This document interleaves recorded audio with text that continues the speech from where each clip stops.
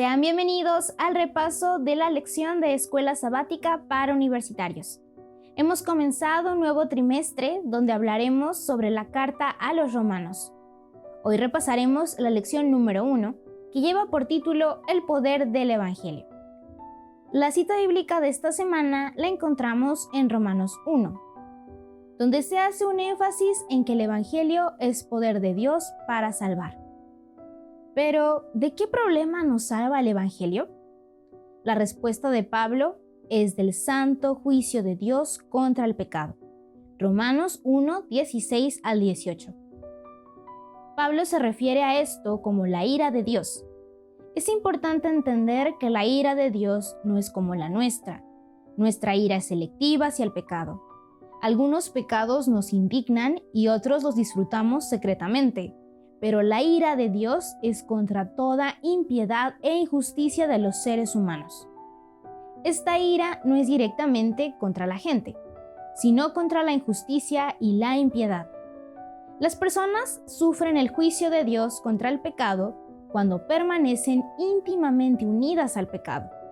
Así también el apóstol Pablo enseña que la ira de Dios es justa.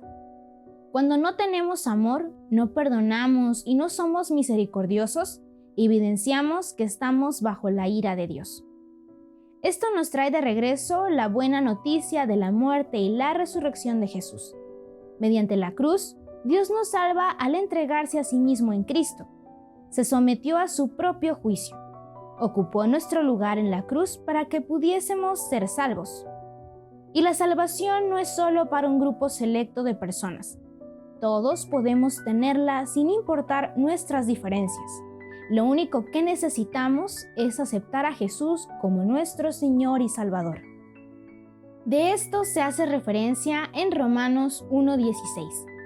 El Evangelio es poder de Dios para salvación de todo aquel que cree, del judío primero y también del griego. A través de la historia podemos aprender que hubo un momento en que tanto judíos como griegos empezaron a unirse y a ser parte del cristianismo. Por eso mismo Pablo habla sobre la unidad. Y el Evangelio reconoce la universalidad del problema del pecado y de la promesa de salvación. En el libro de Romanos también se nos enseña que toda la Biblia se centra en Jesús. Romanos 1:2. Inmediatamente después de la caída, Dios prometió resolver el problema del pecado a través de la simiente de Eva. Así se genera una genealogía que nos lleva al nacimiento de Jesús. Pero mientras llegaba el Salvador prometido, el pueblo de Israel pasó por muchas dificultades, desde exilios, hambrunas, muertes, entre otros males. Es por esto que el profeta Habacuc se expresó con angustia diciendo que el pueblo de Dios padecía bajo un pesado yugo. ¿Hasta cuándo, Jehová, gritaré sin que tú me escuches? ¿Y clamaré a causa de la violencia sin que tú me salves? Habacuc 1:2. La respuesta al angustioso clamor de Habacuc es: el justo por su fe vivirá. Habacuc 2:4. Dios le dice: sigue esperando, sigue confiando. La simiente vendrá, vive por fe. Pablo citó a Habacuc 2:4 para recordarles a los romanos que todo el trayecto que Dios tuvo con su pueblo empezó por la fe. Nosotros podemos aprender cuál es la voluntad de Dios a través de la oración. Dios desea que estemos en unidad, y el secreto de esta se halla en la igualdad de los creyentes en Cristo. La razón de toda división, discordia, se halla en la separación de Cristo. Cristo es el centro hacia el cual todos deberían ser atraídos, pues mientras más nos acercamos al centro, más estrechamente nos uniremos en sentimientos, solidaridad, amor, crecimiento en el carácter e imagen de Dios. Porque para Dios no hay acepción de personas. Romanos 2:11.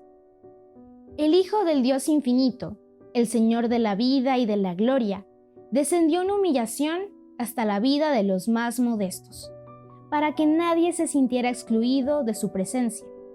Se colocó al alcance de todos. Cristo vino para dar al mundo un ejemplo de lo que podría ser la humanidad perfecta unida con la divinidad. Nos dio a todos nosotros una nueva interpretación de Dios. Elena G. de White, Mensajes Selectos, tomo 1, capítulo 36, páginas 396 a 399.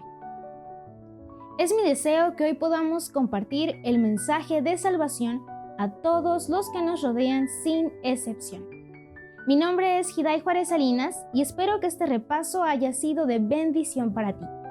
Te invito a que en los comentarios de este video nos digas cómo mantienes tu fe cuando tienes que esperar a que Dios actúe. Nos vemos en la siguiente lección. Dios te bendiga.